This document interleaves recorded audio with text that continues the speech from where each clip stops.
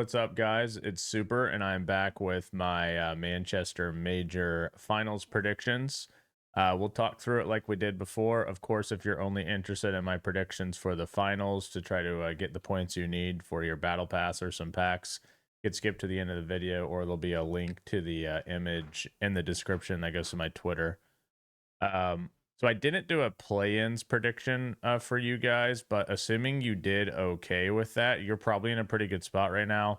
For our predictions that I posted for the playoffs, we were 6 of 8 on the teams. Bleed lost in the last possible chance here. As you look, uh, Bleed actually played against Liquid for the chance to advance to right here, so that would get us 2 additional points, and they lost. Um, Unfortunately, but it is what it is. And then SSG just didn't show up. They got absolutely shit on at the event. So that was definitely I would say I'm pretty accurate on most of these besides the SSG one. Obviously, what kind of threw the bracket off a decent amount is if you picked, which I assume pretty much everybody obviously picked FaZe to beat Secret, and then Secret beat them.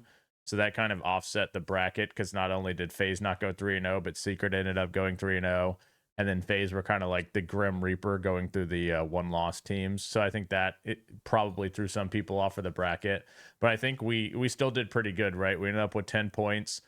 Of the placings portion, we had 4 of the 8 right, which I think is pretty solid given how the bracket kind of went a little crazy. And then we had 6 of 8 on the teams themselves, like I already talked about. Bleed was 1 match away, and they actually started 2-0, so we should have been right on them. They just kind of folded. SSG was the only one that we were really off on. They just didn't show up at this event. So let's get into the finals. And I will say, I think there's an interesting way you can approach this if you wanted to. So depending on how many points you have, right? So if you wanted to, and I didn't even do the play-in part. I didn't even know this thing. But so if you're at the point where you need like 1 point to get your battle pass and that's all you care about, then a strategy that you could go for is FaZe versus Furia, and then just pick whichever one you think wins.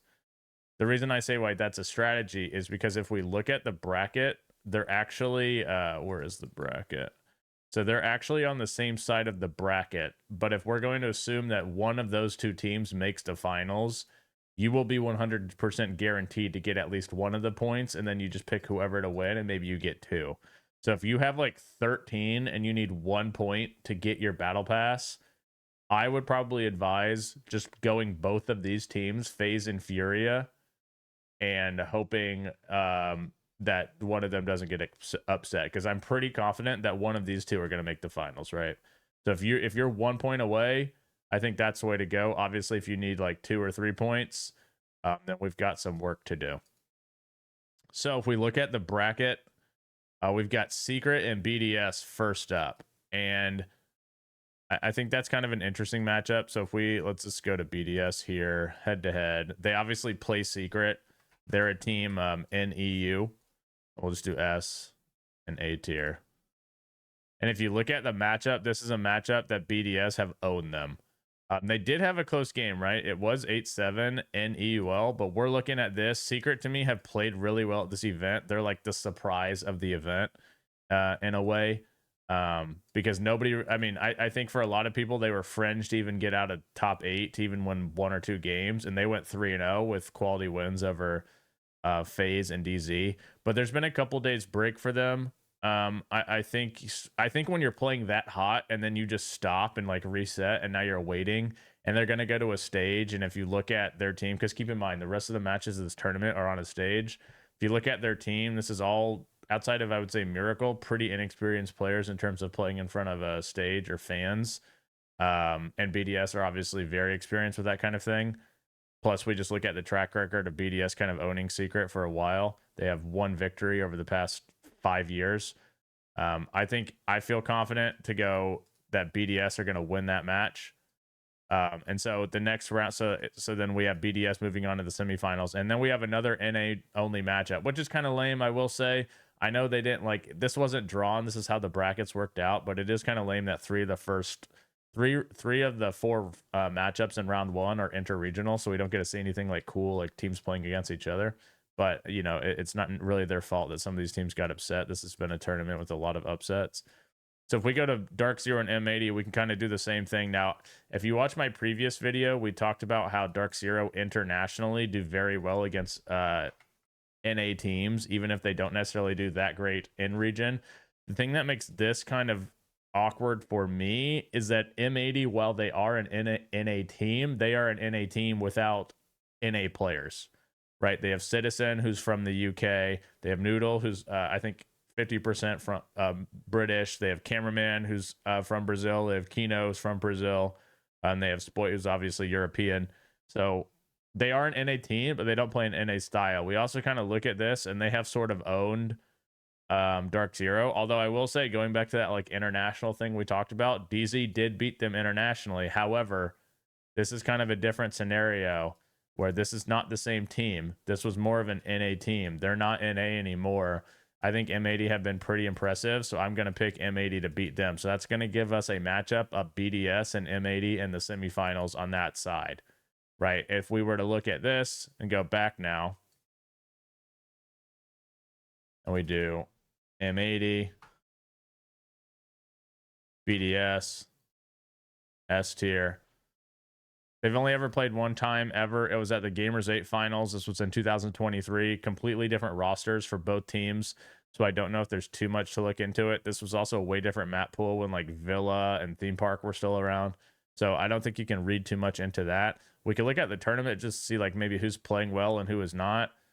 BDS, they're getting kind of hard carried by Usus right now. He's plus 32. Shaiko's having a down event for him. He usually averages around 1 kill per round. Right now he's averaging 0.8. And I know they have like a lot more fraggers now, in a manner of speaking. So it's, you know, kind of maybe not as much pressure on him to get a lot of kills. But if you look at their opening kills, like look at this, they're plus 22 overall in opening kills. So the fact that they were struggling so much to where they literally went down to the wire and almost were eliminated by CAG. It's kind of crazy to see them in that position. We look at M80. M80, I think, have been on the more like dominant side of things. They're not as strong in their opening kills, but if you look at their team, everybody's performing. Even Cameraman, who's not usually a great statistical player. Spoit's not even playing like amazing. Obviously, 0.87 is pretty strong, but look at Noodle. Noodle's a guy who I think a lot of people were saying, well, why is Noodle on this team? You know, this super team that was constructed. Noodle's their highest rated player. He's almost sporting a 2.0 KD. And positive on entry. I think he leads the tournament in cost, leads their team in kills per round. So he's playing great. Now, this does get to a situation where they're going to be on stage, you know, in a semifinals match. I don't know if there'd be any additional pressure for a guy like Noodle or Citizen who are from the UK and obviously playing in front of a UK audience. I think that's kind of interesting to think about. So if we just want to kind of break down what the teams are looking at like so far, we've got M80 has an 8-6 victory over Liquid. They lost 5-7 to Bleed, or sorry, not Bleed, to Bliss. They 7-0'd into the Breach, and then they 2-0'd Bleed. If we're being honest, these aren't the most impressive teams that they've played. Sure, I know Liquid did make it out of the phase, so Liquid did get top 8, but the rest of these teams didn't make it out, and Bleed ended up being kind of weaker than it initially appeared. Into the Breach, outside of their victory against SSG, just looked completely terrible, if we're being honest. And Bliss started off strong, but then they kind of fell apart once they got to the best of threes. So not necessarily the most impressive victories for M80 here. And then if we look at BDS, they had a 6-8 loss to Furia. Furia went undefeated. They beat SSG 7-5. That's kind of rough just because I think like SSG were not very good. They lost to Talon, which is probably the upset of the tournament. Overtime 6-8. They beat CAG. And keep in mind, they beat CAG here, and they were literally against the ropes. I think they were match point down on the last map to lose and end up winning. And then they handled Bliss pretty easily. So neither of these teams really have the most impressive runs here in terms of what they're going off of. So then it kind of comes down to like, which team do you believe in more? Coming into this tournament, I think more people had confidence in BDS doing well. M80 is a team that I think people thought would do well, but not necessarily a finals team. I think this is a really close matchup. So I think what we do there is when you have a really close matchup, let's just bring them up, and then we'll bring up M80. Get some head-to-heads. Let's do S tier, and then we'll do 2024 right? Okay, well, that's not 2024. So nice try, I guess. We'll try this again. Let's just do March 01 S tier 2024. Okay, there we go. So the reason I'm doing this is because I want to look at maps. Because if we can figure out what maps they're going to play, maybe we can get a better idea of what kind of maps they're, what their map pool is looking like, what maps they're going to play against each other, right? And it's kind of hard to predict because we don't necessarily know everything about them, but it does give us an idea. So if we were to look at M80 so far in best of ones and in their best of three, they have 100% ban rate in club and border. If we look at BDS, they have an 80% ban rate in border. So border's probably not going to be played here. BDS's strongest map typically has been club. M80 are obviously not going to let them get club, so it'll be border club ban for sure, most likely. Then you go to here. Maps ban. They've been banning Sky and Oregon 50% of the time. Teams have been respecting them on Consulate and Chalet. All right. If we look at BDS, they've been banning Chalet and Consulate 60% of the time. So what does that tell you? Maybe we get a Chalet, Consulate, border, club ban phase in some order, right? So those four out. And so if those four are out, then what does that leave? Right?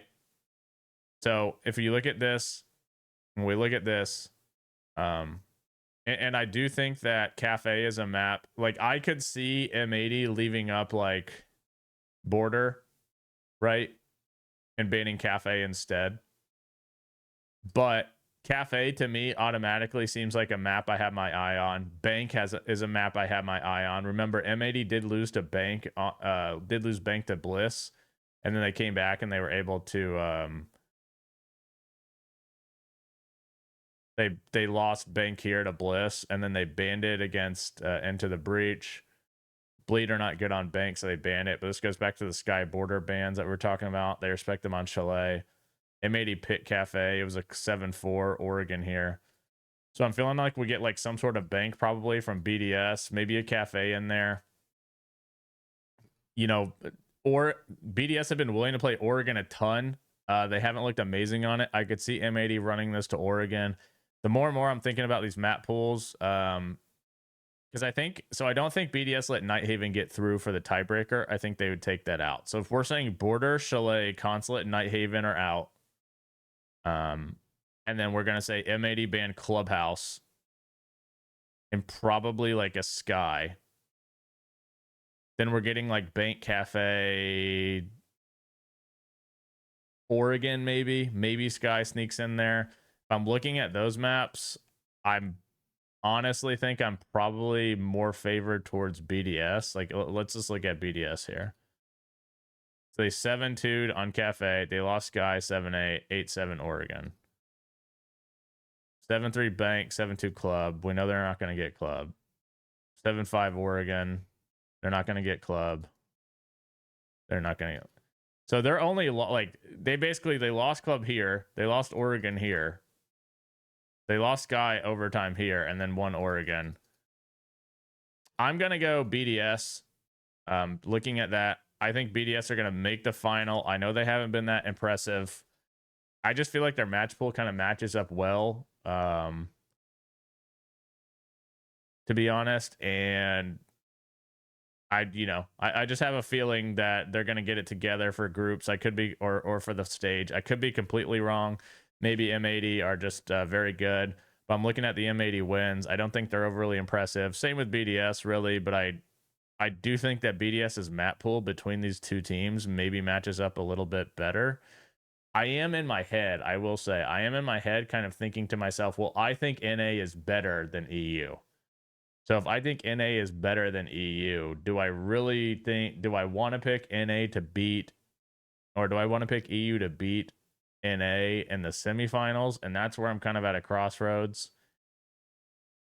I think I'm just going to stick with BDS and see what happens. They're a team that was one of the favorites coming into this. I think this is a good map pool matchup for them. And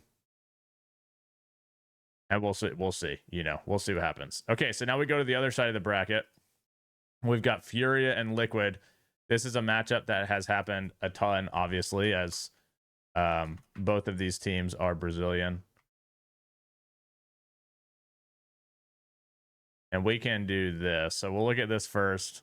Liquid actually beat them in the Brazil stage, but it was on Oregon, which I think is probably Furia's worst map. And they're not going to let them get Oregon, I would be pretty confident in saying. So then we go back to W7M. They've never played internationally. They've only played each other at in Brazil, which is a little different. Everybody knows W7M, the team, kind of. And I will say this is not even, now that I'm thinking about it, this is not even, let's actually, I think this was messing it up. Okay. Yeah, I think that was messing it up. I was going to say, that doesn't seem right. All right, so we go here.